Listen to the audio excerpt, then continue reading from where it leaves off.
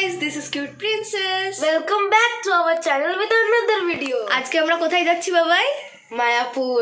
মায়াপুর ইসকনের মন্দিরে, যেখানে গিয়ে আমরা কি কি করব, কোথায় থাকবো, সব কিছু তোমাদের সাথে ডিটেইলসে শেয়ার করব। So stay tune. হরে কৃষ্ণা।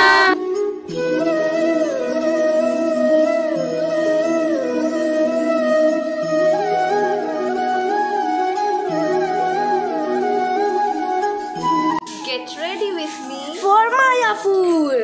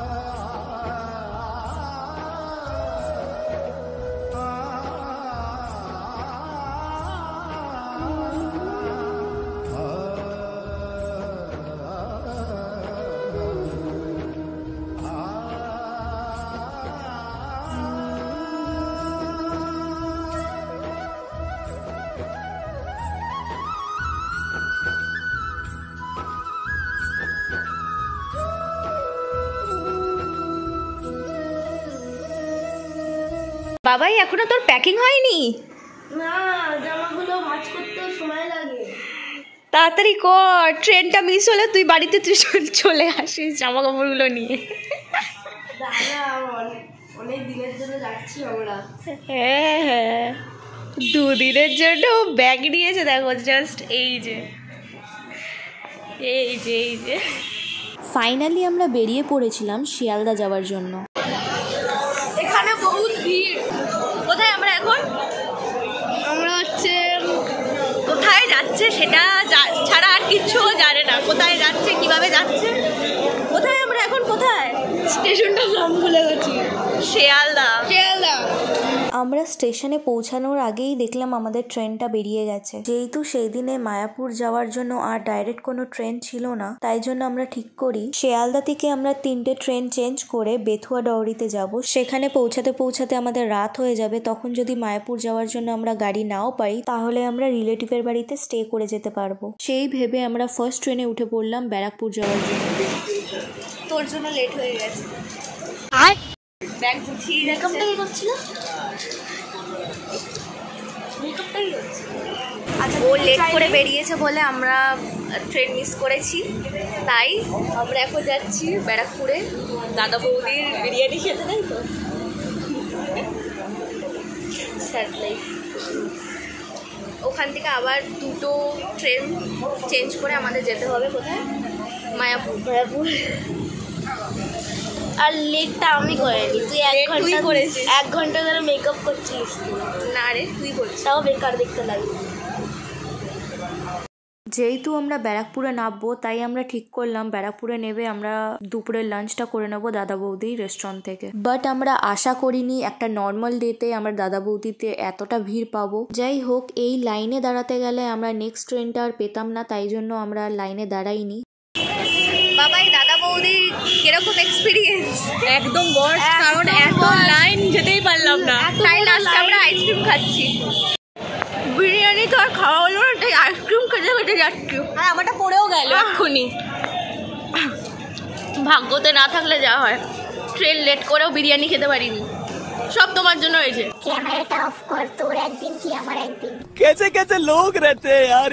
দেন ব্যারাকপুর থেকে উঠে পড়লাম আমরা নেক্সট ট্রেনে। এই ট্রেনটাতে যা ভিড় পেয়েছি, 2.5-3 ঘন্টা রাস্তা ছিল, বাট আমরা 1 সেকেন্ডের জন্য বসার সুযোগ পাইনি। এই ভিড় ট্রেনে লাগেজ নিয়ে দাঁড়িয়ে থাকা যে কতটা ডিফিকাল্ট, মানে কি বলবো। যেহেতু আমরা একটা ঠাকুরের স্থানে যাচ্ছি, যাতে আমরা আনন্দের সাথে যেতে পারি, তাই চেষ্টা করছিলাম।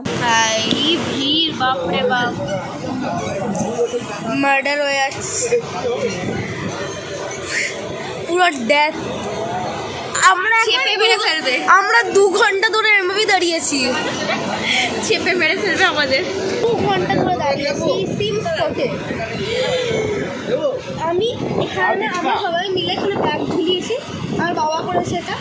তো যদি এটা ছিঁড়ে যায়, এই ব্যাগটা যদি এখানে পড়ে তাহলে গেম ওভার।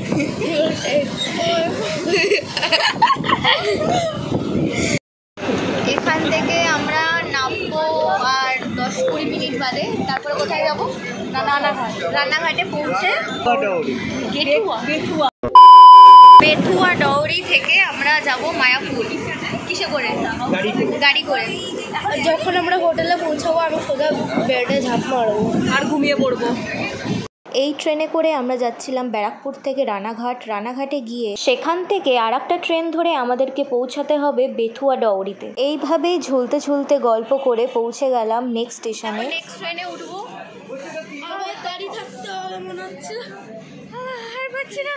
রানাঘাট স্টেশনে পৌঁছানোর পর জানতে পারি যে বেথুয়া ডৌরির যে ট্রেন সেটা 1 ঘন্টা লেটে আসবে। তাই যেহেতু আমরা দাদা বৌদিতে দুপুরবেলা লাঞ্চটা করতে পারিনি, সেই জন্য ট্রেনের ওয়েট করতে করতে স্টেশন থেকে কিছু টুকিটাকি আমরা খেয়ে নিলাম। বল, কেমন লাগলো তোর খাবার? আমরা খেয়েছি পেঁয়াজি, আরো অনেক কিছু খেয়েছি। একটা মোমো টাইপের একটা বিশাল বড় একটা জিনিস ছিল, ভেতরে ভেতরে একটা টুথপিক ছিল, আমার দাঁতে খেয়েছিল। তো আমি পেঁয়াজিটা অল টাইম বেস্ট পেঁয়াজি। আমি রিভিউ দেবো 8 out of 10, 8.5 out of 10। আর ওই বড় মোমোটা ঠিকঠাক ছিল, কিন্তু বহুত একগাদা সস, আলুটা ঠান্ডা হয়ে গেছিলো। আর কিন্তু এই মোমো টাইপের জিনিসটা বহুত সস দিয়েছিল, তো অতটা ভালো লাগেনি। আমার তো কোনোটাই ভালো লাগেনি। হ্যাঁ, তো ওটাকে 4 দেবো 10-এ, তো ভালো না। তো আমরা স্টেশনে যা পেয়েছি ওগুলো খেয়েছি। ও এটা রিভিউ দিতে চেয়েছে, তাই ও রিভিউ দিল। যাই হোক, দেন আমরা বেথুয়া ডৌরির জন্য রওনা দিয়ে দিই। রানাঘাট থেকে বেথুয়া ডৌরির ট্রেনে এত পরিমাণে ভিড় ছিল যে আমি ক্যামেরা বারই করতে পারিনি। এই ট্রেনে 1.5 ঘন্টার মতো ট্রেন জার্নি করে পৌঁছে গেলাম বেথুয়া ডৌরিতে। ফাইনালি আমরা নেমে গেছি। গলায় পুরো শেষ হয়ে গেছে আমাদের। দেখো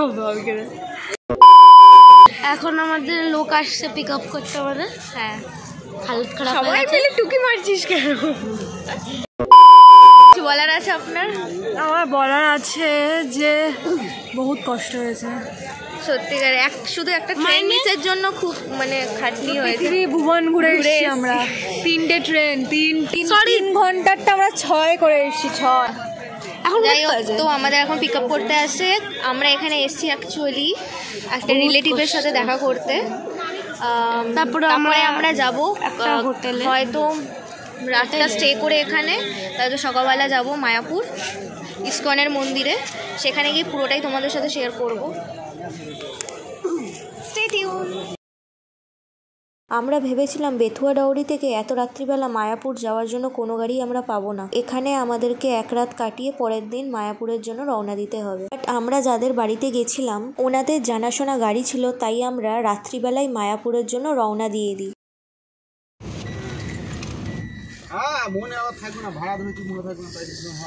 এখন আমরা গাড়িতে উঠে গেছি রিলেটিভের বাড়ি থেকে বেরিয়ে, তো হোটেলে যাচ্ছি। গদা ভবনে চেক ইন টাইম হচ্ছে সকাল 9টায়। যেহেতু আমাদের পৌঁছাতে পৌঁছাতে রাত হয়ে গেছিল, তাই আমরা সেই দিনের আর রুমটা পাইনি, তাই আমাদের অন্য হোটেলে রুম নিতে হয়েছে। হাই গাইস, ফাইনালি আমরা একটা হোটেলে পৌঁছে গেছি। এখন তোমাদের দেখাই যে হোটেলে কেমন দেখতে ভেতরটা। তো প্রথমে ঢুকতেই স্যার এখানে ফোন দেখছেন, গোল গোল চশমা পরে। আর এখানে আমার মা বসে আছে।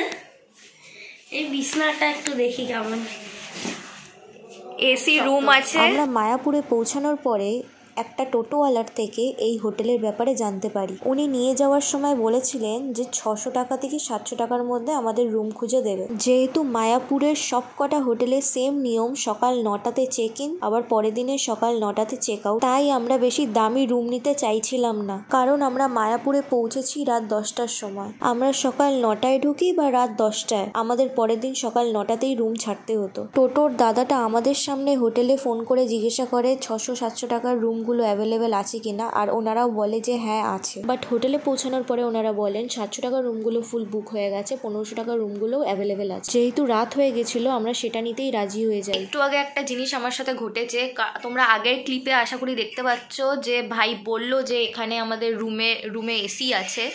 তো যাই হোক, রুমে এসিটাকে নিয়ে একটু ঝামেলা হয়ে গেছে। আমি নিচে রিসেপশানে গেছিলাম, কারণ যখন রুমে আসলাম তখন দেখলাম যে রুমে কোনো এসি রিমোট নেই। তো অ্যাজ ইউজুয়াল আমি নিচে গেলাম, নিচে গিয়ে বললাম যে আমাদের রুমের এসি রিমোটটা দেওয়ার জন্য। তো ওরা বললো আপনারা তো এসি রুম বুক করেননি। বললাম কীভাবে এসি রুম বুক করিনি, 1500 টাকা ভাড়া দিয়েছি, এসি রুম কীভাবে হলো না? কারণ বলছে যে না এসি রুম না, এখানে আমরা নন এসির টাকা নিয়েছি। নন এসির টাকা, যেহেতু আমি রাত্রিবেলায় এসছি, কোনো রুম এই টাইমে ছিল না বলে আমরা এই হোটেলে এসছি বাধ্যমূলক। আমাদের ইচ্ছা ছিল গদা ভবনে থাকার, যেটা ইসকন মন্দিরের একদম পাশে, কিন্তু যেহেতু আমরা হট করে প্ল্যান করেছি মায়াপুর আসার, তাই জন্য গদা ভবনে থাকতে গেলে 1 মাস আগে থেকে বুক করতে হয়। 1 মাস বা তারও 2 মাস আগে থেকে বুক করে রাখলে বেশি ভালো, কারণ ওখানে রুম পাওয়া খুব একটা সহজ না। যাই হোক, তো ওখানে যেহেতু পাইনি তাই জন্য এতটা ট্রাভেল করতে হয়েছে। রাতও হয়ে গেছে, খুঁজতেও পারিনি, কারণ আমরা লেট করে, একটা ট্রেন আমাদের মিস গেছিলো বলে আমরা লেট করে এখানে এসেছি। তো যাই হোক, আমি তোমাদেরকে এখানের পুরো হোটেলটার ডিটেলস দিয়ে দেবো। জীবনেও আসলে এখানে বুক করো না। আর মায়াপুরে কোন হোটেলে কীরকম আমার কোনো আইডিয়া নেই, বাট এটার রিভিউ একদম খারাপ, একদম খারাপ। এখানে তো এসোই না। প্রথমে 650 টাকার রুম বলে এখানে আনা হয়েছে, আসার পরে 1500 টাকার রুম, সেটাও রাজি হয়ে গেছি, কারণ বলছে 650 টাকার রুম নাকি ফুল বুক হয়ে গেছে। তাই জন্য 1500 টাকার রুম নেওয়ার পরেও এসি প্রোভাইড করছে না, মশার ওষুধ প্রোভাইড করছে না, কোনো রুমে কোনো আয়না কোথাও কিছু নেই, বাথরুম প্রচণ্ড নোংরা, প্রচণ্ড পরিমাণে নোংরা, টিভি চলে না। ওই বাবার রুমে টিভি আছে কিন্তু টিভি চলে না, কিচ্ছু নেই, ওয়াইফাই কানেকশন কিচ্ছু নেই, কিচ্ছু নেই। কেন 1500 টাকা নিচে শুধু ওরাই জানে, না খাওয়া দাওয়া কিচ্ছু নেই। তো এখানে তো এসো না, পুরো বাজে এক্সপিরিয়েন্স হয়েছে এখানে এসে আমাদের। আমরা এসে গেছি সকালবেলার আরতি দেখতে সবাই মিলে। মা মজা খুব সুন্দর একটা, আর মানে এত ঠান্ডা এখানে মুখের থেকে ধোয়া বেরোচ্ছে, কাঁপছি আমি, ওর ওড়না নিয়ে নিয়েছি। বাবা তুই লেট করেছিস বলে এখানে রুম পাইনি। যেহেতু আমরা গদা ভবনে আগের দিনের রুম পাওয়া সত্ত্বেও থাকতে পারিনি, আসতে লেট হয়ে গেছিল বলে, তাই বাবা গেছিল ভেতরে ম্যানেজ করতে যদি আজকের জন্য একটা হলেও রুম পাওয়া যায়। আর আমি বাইরে দাঁড়িয়ে ভাইকে খেপাচ্ছিলাম যে তোর জন্যই আমরা এখানে রুমটা পাইনি, না হলে এত সুন্দর জায়গায় আমরা থাকতে পারতাম। আস্তে আস্তে আলো ফুটছে, জাস্ট 1 2 3, জাস্ট দেখো টেম্পলটা। আশা করি গাছটার জন্য দেখতে পাচ্ছ না, বাস দেখো কি অসাধারণ লাগছে। যদি এখানে আমরা রুম পেতাম তাহলে এখান থেকে ঘুম থেকে উঠেই জানলা দিয়ে আমরা টেম্পলটাকে একদম সোজাসুজি দেখতে পারতাম। কি সুবিধা, দেখাও একটা মানে ভাগ্য। দেন আমরা মন্দিরের বাইরে থেকে একটু চা বিস্কিট খেলাম। খাওয়ার পরে কোথায় যাব বুঝতেই পারছিলাম না। আমরা এখন চা বিস্কুট খেয়ে আপাতত যাচ্ছি, কোন দিকে জানি না, কোন দিকে যাচ্ছি কোনো আইডিয়া নেই। কোথায় যাচ্ছি আমরা দেখি, যদি আমরা ওখানে গদা ভবনে যদি রুম পাই। ও সেই তখন থেকে গদা ভবনের রুম খুঁজছে, কালকে লেট করে এসে। তুই চুপ করবি, তুই মেকআপ করছিলিস কালকে এরা দুজন লেট করছে, দুজন সারাক্ষণ লেট করে। In 1 second. যাই হোক, কালকে রুম ছিল কিন্তু আমরা যেহেতু লেট তাই জন্য আর পাইনি। হ্যাঁ, তো ওটাই পুরোনো নিউজ দিচ্ছে। আরে ভাই দেবে, এটা তোর চ্যানেল না, এটা আমার চ্যানেল। ওকে, ওর চ্যানেল, তো এখন থেকে অবশ্যই এই চ্যানেলটার নাম কি? অবশ্যই থাকবে না? সাবস্ক্রাইব। এবার থাকবে ওটা দেবরাজ কৃষ্ণ দে চ্যানেলটা, সে যারই চ্যানেল আমার চ্যানেল। ওর হয়ে তোমরা না, একটু আমি- সাবস্ক্রাইব আমি- করে দিও। तो प्लीज सब सारा खबर ওকে, সাবস্ক্রাইব দিস চ্যানেল। আমরা যেহেতু 7টা নাগাদ গদা ভবনের ভেতরে কথা বলতে গেছিলাম, ওনারা বললেন 9টার আগে আমাদের কিছু জানাতে পারবেন না, কারণ 9টার সময় কেউ না কেউ চেক আউট করবে, তারপরেই ওনারা আমাদেরকে রুম দিতে পারবে। তাই আমরা ইসকনের আশেপাশে ঘুরে আমরা চলে যাই আমাদের হোটেলে, কারণ 9টার মধ্যে ওই রুমটাও চেক আউট করে দিতে হবে। যেহেতু আমরা চেক আউট করে দেবো, তাই আমরা ঠিক করি ওখান থেকে একবারে ফ্রেশ হয়ে স্নান টান করেই একবারে আমরা মন্দিরে আসবো। আর গদা ভবনে রুম পেলে ওখানে আমাদের লাগেজটা রেখে আমরা সাইট সিন করতে যাব। এই যে এই হোটেলটা শুভম লজ।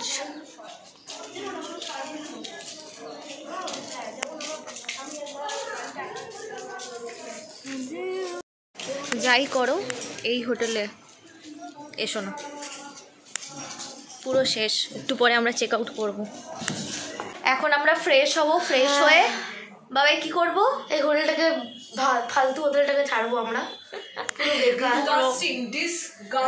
ঠিক আছে চলো আমরা ফ্রেশ হই। ফ্রেশ হয়ে এবার দেখি যদি হ্যাঁ। যদি পাওয়া যায়।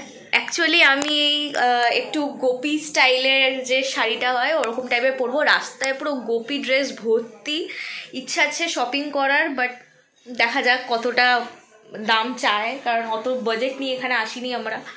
ঠিক আছে চলো, রেডি হয়ে গেছি, এবার যাচ্ছি খেতে। দেখি আমি শাড়িটাকে গোপী স্টাইল করে পরেছি, কারণ ওরকম জামা তো আমার কাছে নেই, আশা করি কিনবো। এই যে আপনার হোটেল এটা?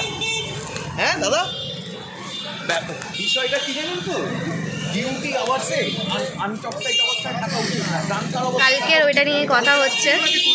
হোটেলটার নাম বাড়ছিল না না, আমার কিছু করতে হবে না দাদা, আপনি জানেন না। কালকে ওটাকে নিয়ে খুব ঝামেলা হয়ে গেছিল গদা ভবনে। আশা করি আমরা এখন খাবো। রুম নিয়ে পড়ে আছে এখনো। এটা দুজনের মধ্যে কে সবচেয়ে ভালো লাগে কমেন্ট করবে। তো ওখানে কুপন দেবে বলেছে, যে 80 টাকার কুপনটা এখন অফার চলছে, ওটার জন্য হয়তো ওটা 60 টাকায় আমরা পাবো। তো যাই দেখি কিরকম। ওখানে 80 টাকার টিকিটটা এখন অফার চলছে, 60 রুপিসে পাবো, পার হেড 60 করে পড়বে। তো চলো যা হবে তাই দেখাবো। এর জন্য লেট হয়েছিল বাইরে। মন্দিরের খাবারের টাইমিং কটায়? একটা 12টা থেকে 1টা অবধি হবে, তাই জন্য আমরা বাইরে ব্রেকফাস্ট করছি। এই যে কচুরি আর এই আলুর একটা তরকারি।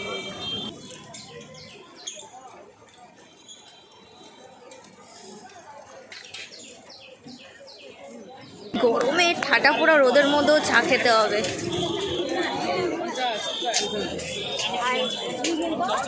তুই চা খাচ্ছিস? না, শুধু আমি আর ও খাচ্ছি। ও আচ্ছা, বোনও খাচ্ছে না। হ্যাঁ দেখো না, দেখো এই গরমের মধ্যেও চা খাচ্ছে, কি বলবো। So much disappointment. গদা ভবনে তোমার রুম তো দিলই না, প্লাস সকালবেলা গেছিলাম, মানে চিনতেই পারছে না, বললো যে এসে আমার সাথে কথা বলবেন ওখানে যে রিসেপশনে বসেছিল, বাট এখন যাওয়ার পরে মানে বিহেভিয়ার এমন, চেনেই না। যাই হোক, ঠিক আছে, কোনো ব্যাপার না, নেক্সট টাইম আসলে আগে থেকে বুক করে আসতে হবে, ভুলটা তো আমাদেরই, তাই জন্য আর কিছু বলার নেই। তো এখন আমরা জায়গা খুঁজছি কোথায় লাগেজগুলো রাখা যায়। একটা জিনিস দেখে ভালো লাগলো, ইসকনের ওখানে লাগেজ রাখার আলাদা ব্যবস্থা আছে। দেন আমাদের দেখা হলো একজন রাশিয়ান লেডির সাথে। উনি আমাদের ভগবদ গীতা প্লাস আরো কিছু ঠাকুরের বুকস অফার করছিলেন। আমরা ওনার কাছ থেকে একটা বই নিই। উনি এতটাই ভালো ছিলেন, একটা বই নেওয়ার সঙ্গে সঙ্গে উনি ভালোবেসে আমাদের আর একটা বইও দিলেন। দেন আমরা কুপন কেটে চলে গেলাম লাঞ্চের প্রসাদ খেতে। নর্মাল টাইমে এই কুপনটা 120 টাকা এবং 80 টাকায় পাওয়া যায়। যেহেতু সামনে হোলি, তাই এই কুপনটা 60 টাকায় পাওয়া যাচ্ছে। আমরা পরপর লাইন লাগিয়ে চলে গেলাম খাবারের দিকে। ওখানে ব্যবস্থাটা এতটা সুন্দর, এতটা পরিষ্কার, হাজার হাজার শত শত লোক খাচ্ছে, কিন্তু এক ফোঁটাও তলাটা নোংরা নেই, পুরো চকচক করছে। আশা করি তোমরা ভিডিওতে দেখতেই পাচ্ছ। এখানে তলায় বসে ছাড়াও টেবিল চেয়ারেরও ব্যবস্থা আছে, যাদের পায়ের অসুবিধা বা তলায় বসে খাওয়ার হ্যাবিট নেই তাদের জন্য। আমার মতে প্রসাদ সবসময় মাটিতে বাবু হয়ে বসে খাওয়াটাই উচিত। 60 টাকায় তোমরা আনলিমিটেড প্রসাদ পাবে, পেট ভরে খেতে পারবে। তো খাওয়া হয়ে গেছে, খাওয়ারে জাস্ট খেয়ে বেরোলাম। দারুণ ডাল দিয়েছিল আর ভাত, রুটি, একটা ভেজিটেবল সবজি আর এঁচড়, খুব টেস্টি ছিল, অসাধারণ। আর আমার ফেভারিটটা ছিল ডাল। বলুন না, বলুন। প্রতিবার ডিফারেন্ট খাবার হয়, কখনো পনিরও হয়, তো লুচি ফুচিও হয়, তবে এবার আমরা পাইনি ভাগ্যবশত। যাই হোক, ঠিক আছে, যা হয়েছে ঠাকুরের প্রসাদ হিসাবে খুব সুন্দর। তাহলে এই খাবারটা টেস্ট করবে, বাস এটাই বলবো, খুব টেস্টি, বহুত টেস্টি।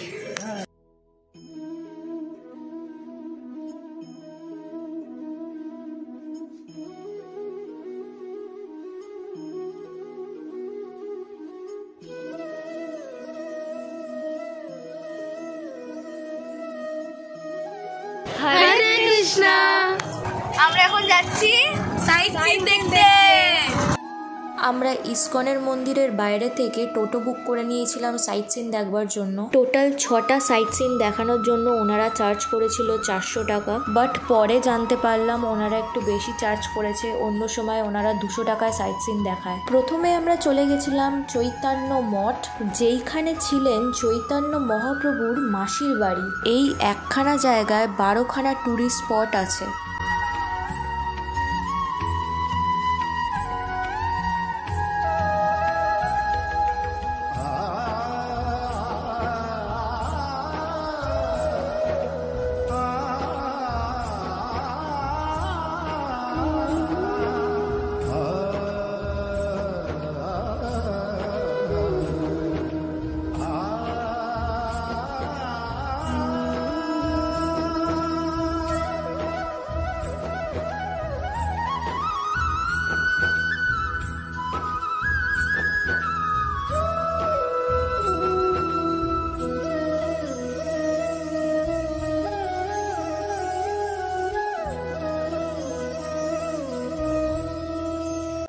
সব থেকে কষ্ট হচ্ছে এই রোদের মধ্যে খালি পা,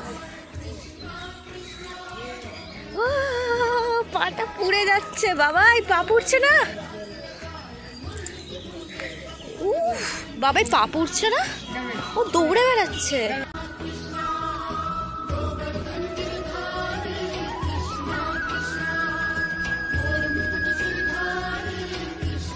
দেন আমরা চলে গেছিলাম বল্লাল ঢিপি। সেন বংশের রাজা বল্লাল সেনের নামাঙ্কিত এই বৃহৎ আকার ঢিপি 1982-83 থেকে 1988-89 খ্রিস্টাব্দে উৎখননের দ্বারাই অনাবৃত হয়েছিল।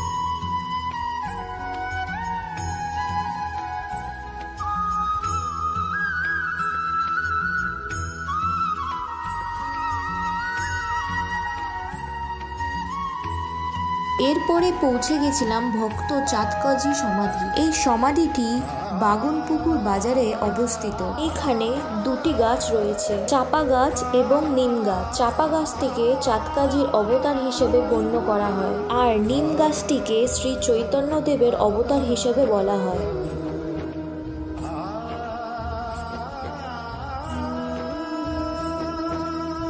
এরপর চলে আসলাম আমরা জগন্নাথ মন্দির দর্শন করতে। স্নান যাত্রার পর জগন্নাথ, বলরাম এবং সুভদ্রা জ্বরে আক্রান্ত হন এবং এই জ্বর চলতে থাকে রথ অবধি। তাই জন্য এই সময় মন্দিরে বিগ্রহ দর্শন বন্ধ থাকে।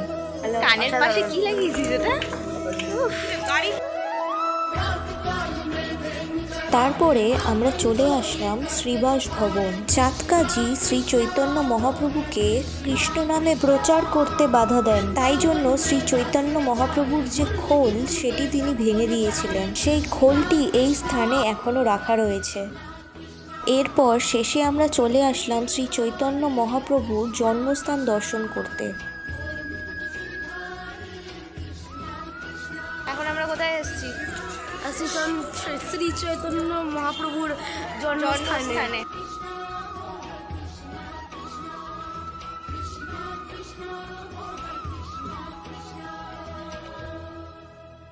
সব দর্শনের পর আমরা আবার ফিরে আসি ইসকন মন্দিরে। সেখানে এসে দেখি খিচুড়ি প্রসাদ দিচ্ছে। আমার যেহেতু পেটটা ভরা ছিল, আমি আর আলাদা করে নিইনি। আমি বোনের থেকেই একটুখানি প্রসাদ খেয়েছি। কি অপূর্ব যে স্বাদ, কি বলবো। আমরা এখন মায়াপুর ছেড়ে চলে যাচ্ছি। খুব ভালো এক্সপিরিয়েন্স ছিল। যাই হোক, একটু আগে সন্ধ্যা আরতি হলো, সন্ধ্যা আরতিটা দেখেই যাচ্ছি আমরা। সুন্দর ছিল, খুব সুন্দর লেগেছে। হ্যাঁ, ওখানে ভেতরে তো ক্যামেরা অ্যালাউ নেই, তাই জন্য ওখানে কিছু করতে পারিনি। যাই হোক, চলো তোমাদেরকে ওখানে মানে সুন্দর করে সাজিয়েছে, যেহেতু কদিন বাদে হোলি, তো তোমাদেরকে জায়গাটা দেখাই, চলো।